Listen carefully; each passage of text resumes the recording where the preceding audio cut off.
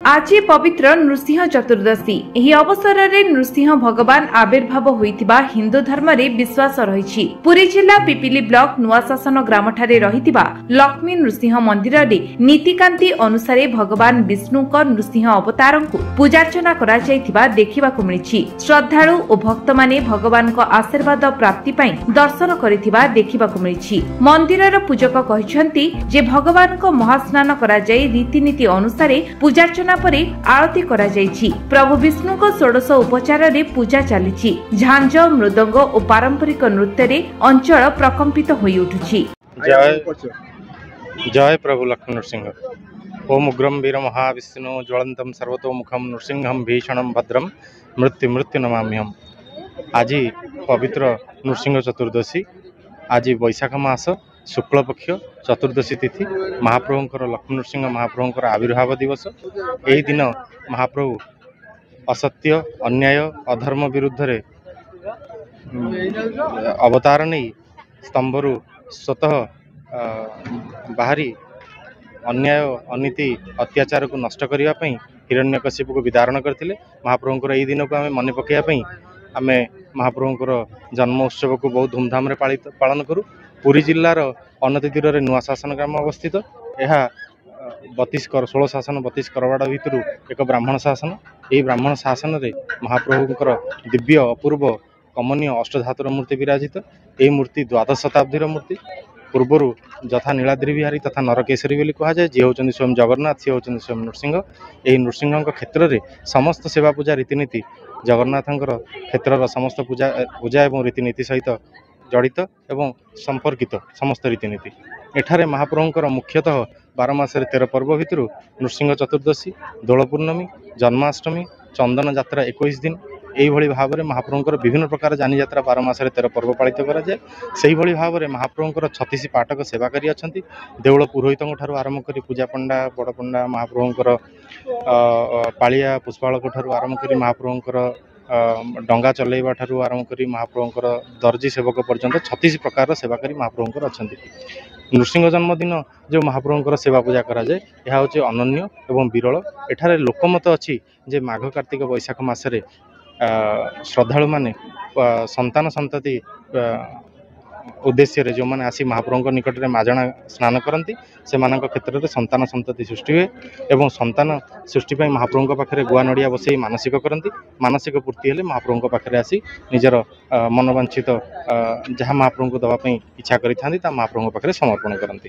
पुरी जिलार एक पुरी जिला कहबानी सारा विश्व में एक विरल नृसिंह क्षेत्र जदि देखा ताले द्वादश शताब्दीर नृसिंह क्षेत्र बहुत विरल एवं एठारे महाप्रभुंकर एक अनन्य पारिजातक भोग मिले। जमती आम जगन्नाथंकर खजा हूँ 56 भोग भितर सबुठ प्रिय भोग जगन्नाथंकर, से भली नृसिंहंकर पारिजातक हूँ बहुत प्रिय नृसिंहंकर एवं यह समग्र विदित।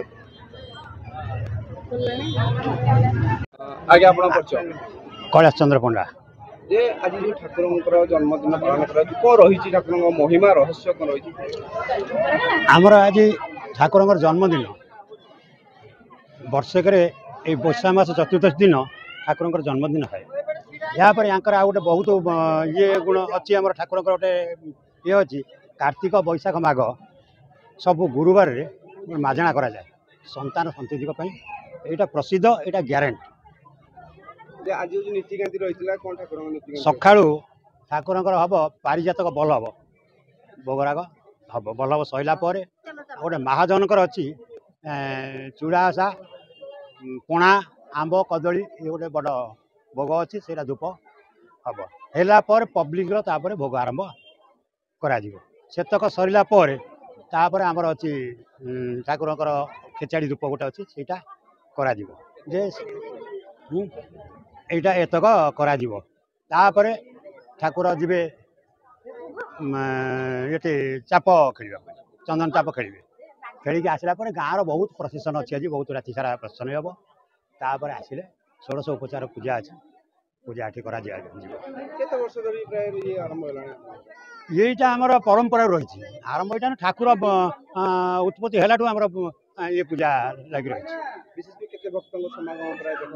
ये प्राय एवं आज दिन में लोक 3000 5000 पर्यटन ये যাত্রাটা করা হচ্ছে কেতে দিন লাগি রইছি কেতে দিন আজ গোটে দিন না আগুরি কেতে দিন না এইটা হচ্ছে ঠাকুরଙ୍କର আଜି গোটে দিন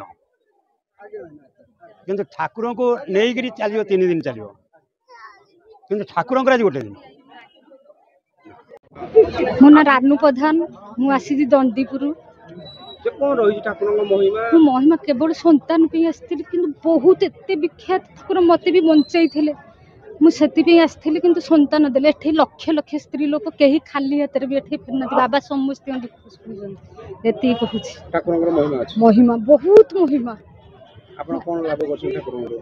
ଲାଭ ମାନେ ମାନେ ବିଶ୍ୱାସ, ମାନେ ମୋ ଜୀବନ ମୁଁ ନଈରେ ବି ବୁଡ଼ି ଯାଇଥିଲି, ମତେ ବି ବଞ୍ଚେଇଛନ୍ତି ଏ ଠାକୁର।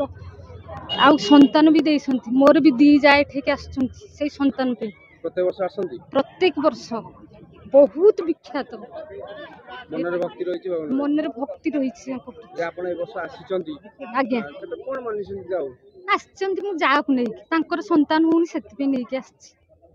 କିନ୍ତୁ ମନରେ ଗୋଟେ ଭକ୍ତି ରହିଛି। ଭକ୍ତି ମାନେ ଯିଏ ଭକ୍ତି ସହିତ ତାଙ୍କୁ ଡାକିବେ ସେ ଓ କରିବେ ନିଶ୍ଚିନ୍ତ। ସେ ପୁରୀରୁ ବାଲୁଙ୍କେଶ୍ୱର ପ୍ରଧାନଙ୍କ ରିପୋର୍ଟ, ବିଶ୍ୱ ବିଜୟ ନ୍ୟୁଜ ଓଡ଼ିଶା।